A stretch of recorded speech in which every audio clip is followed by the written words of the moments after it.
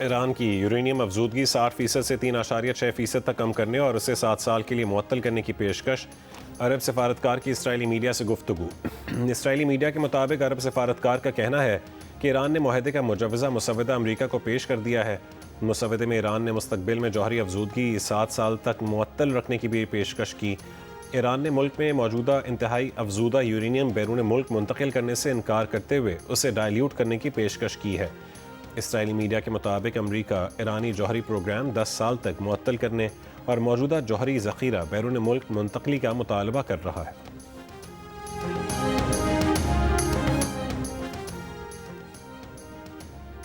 ایران امریکہ مذاکرات کا تیسرا دور عمان کی ثالثی میں آج جنیوا میں ہوگا۔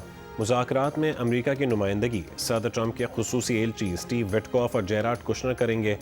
ایرانی وزیر خارجہ عباس عراقچی کا جوہری توانائی کے پرامن استعمال کے حق سے دستبردار ہونے سے انکار۔ مذاکرات میں جوہری معاملے کے شفاف متوازن حل نکلنے کے لیے پرامید۔ کہا کہ خطے کے ممالک کو یقینی بنانا ہوگا کہ ان کی زمین، فضائی حدود یا سمندر ایران کے خلاف استعمال نہ ہو۔ اگر امریکہ نے حملہ کیا تو خطے میں امریکی فوجی اڈے ہمارا جائز ہدف ہوں گے۔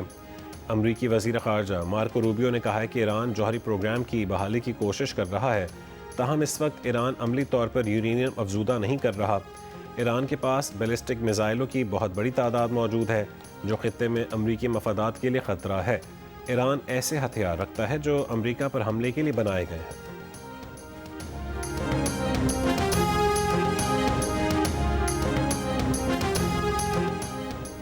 وزیر اعظم کی مانسہرہ میں شہید کرنل شہزادہ گل فراز کے گھر آمد، شہید کے بھائیوں اور بیٹوں سے تعزیت اور فاتح خوانی کی۔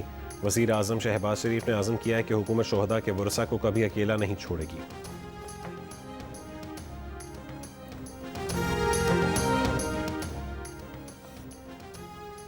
بنوں کی مروت کینال روڈ سے 2 پولیس اہلکار بھائیوں کی لاشیں ملی ہیں۔ کمشنر آفس میں ملازم تیسرے بھائی کی تلاش جاری۔ ترجمان پولیس کا کہنا ہے کہ مقامی افراد نے بتایا کہ تینوں بھائیوں کو رات سوکڑی حسن خیل سے اغوا کیا گیا تھا۔ آر پی او بنوں کا کہنا ہے کہ پولیس اہلکاروں کو اغوا اور قتل کرنے والوں کا تعلق شدت پسند گروہ سے ہے۔ باجوڑ میں فتنہ خوارج کے حملے میں شہید ابابیل اسکواڈ کے 4 اہلکاروں کی نماز جنازہ پولیس لائنز میں ادا کر دی گئی۔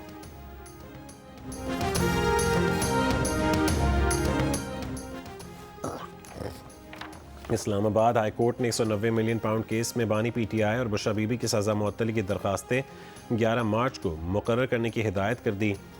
بیرسٹر سلمان صفدر نے کہا ہے کہ بانی پی ٹی آئی کی آنکھ کا مسئلہ ہے۔ بانی پی ٹی آئی کو آنکھ کے علاج کے لیے اسپتال لایا جا رہا ہے۔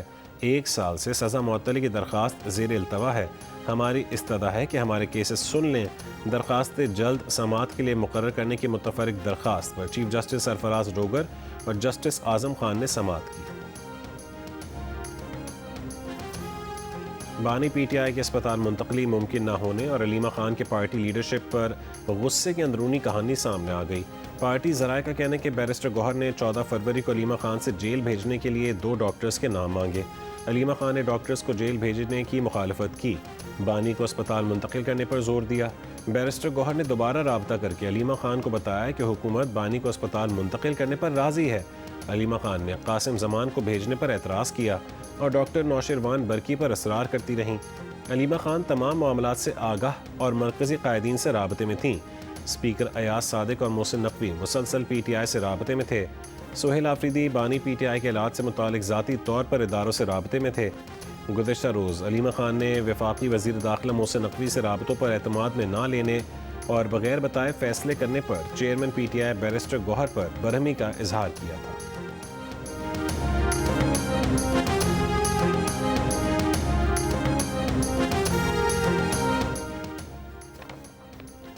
ٹیکس حکام کسی بھی وقت بغیر پیشگی نوٹس بغیر کسی کیس کے کسی بھی دکان یا کاروباری جگہ پر چھاپہ مار سکتے ہیں۔ وفاقی آئینی عدالت نے توثیق کر دی، بغیر کیس کے چھاپہ غیر قانونی ہونے کی دلیل مسترد۔ جسٹس عامر فاروق نے ٹیکس چھاپوں سے متعلق فیصلے میں کہا ہے کہ پارلیمنٹ نے ٹیکس حکام کو قانون کے نفاذ کے لیے وسیع اختیارات دیے ہیں۔ عدالت قانون میں اپنی طرف سے کوئی ایسی شرط نہیں لگا سکتی جو مقننہ نے نہ لکھی ہو۔ کمشنر کو تحریری طور پر بتانا ہوگا کہ کس قانون کی خلاف ورزی پر چھاپہ مارا جا رہا ہے۔ وفاقی آئینی عدالت نے سندھ ہائی کورٹ کا فیصلہ برقرار رکھتے ہوئے نجی ادارے کی اپیل مسترد کر دی۔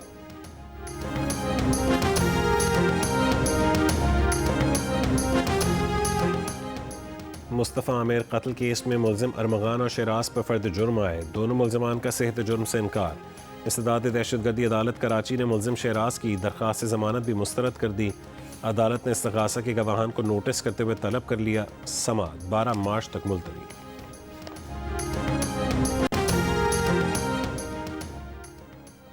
کوہاٹ میں لیڈی ڈاکٹر مہوش کے قتل کے خلاف ڈاکٹروں کا احتجاج جاری۔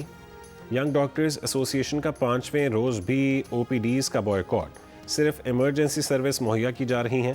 ڈاکٹر مہوش کو اتوار کے دن اسپتال سے گھر جاتے ہوئے فائرنگ کر کے قتل کر دیا گیا تھا۔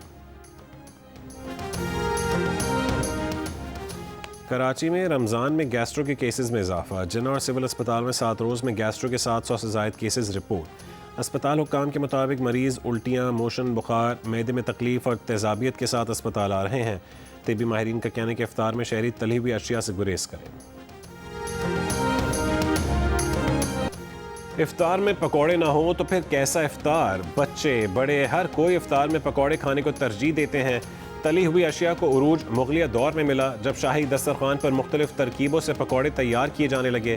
ماہرین غذا کے مطابق بیسن توانائی کا ذریعہ تو ہے، لیکن تلی ہوئی اشیاء کا زیادہ استعمال صحت پر بھاری پڑ سکتا ہے۔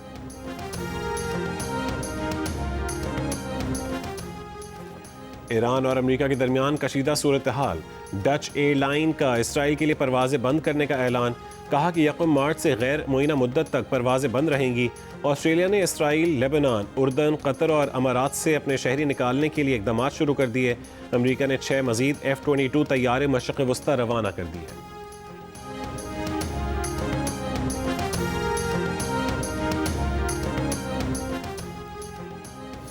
ایران امریکہ کشیدگی کے بعد تیل کی قیمتوں میں استحکام کے لیے سعودی عرب نے خام تیل کی پیداوار بڑھا دی۔ میڈیا رپورٹس کے مطابق سعودی خام تیل کی پیداوار 3 سال کی بلند ترین سطح 70,30,000 بیرل یومیہ تک پہنچ گئی۔ بدھ کو بین الاقوامی مارکیٹس میں خام تیل کی قیمت 7 مہینے میں بلند ترین سطح پر پہنچ گئی تھی۔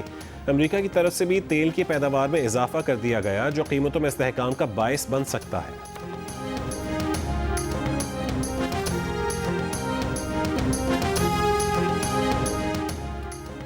امریکی رکن کانگریس الہان عمر کی اسٹیٹ آف دی یونین میں مہمان عالیہ رحمان کی گرفتاری کی مذمت۔ الہان عمر کا کہنا تھا کہ عالیہ رحمان پر ٹرمپ کے خطاب کے دوران گیلری میں کھڑے ہونے کے جرم کا الزام عائد کیا جانا امریکی جمہوریت کے لیے خطرناک پیغام ہے۔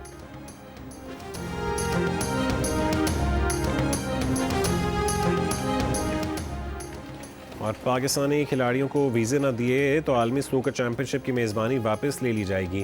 International billiard and snooker federation نے بھارت کو صاف بتا دیا۔ پاکستان بلیئرڈ اینڈ سنوکر ایسوسی ایشن کے صدر عبدالقادر نے جیو نیوز سے گفتگو میں کہا کہ IBSF نے یقین دلایا ہے کہ پاکستانی کیوسٹ کو بھارتی ویزے نہیں ملے تو چیمپئن شپ کسی دوسرے ملک منتقل کر دیں گے۔ ویزے ملنے کے بعد حکومت بھارت جانے کا کہے گی تو جائیں گے، ورنہ نہیں جائیں گے۔ 2024 میں بھارت نے پاکستان کو ویزے نہیں دیے تھے، جس کے باعث پاکستانی کھلاڑی ایونٹ میں شرکت سے محروم رہے تھے۔ ورلڈ سنوکر چیمپئن شپ نومبر میں بھارت میں شیڈول ہے۔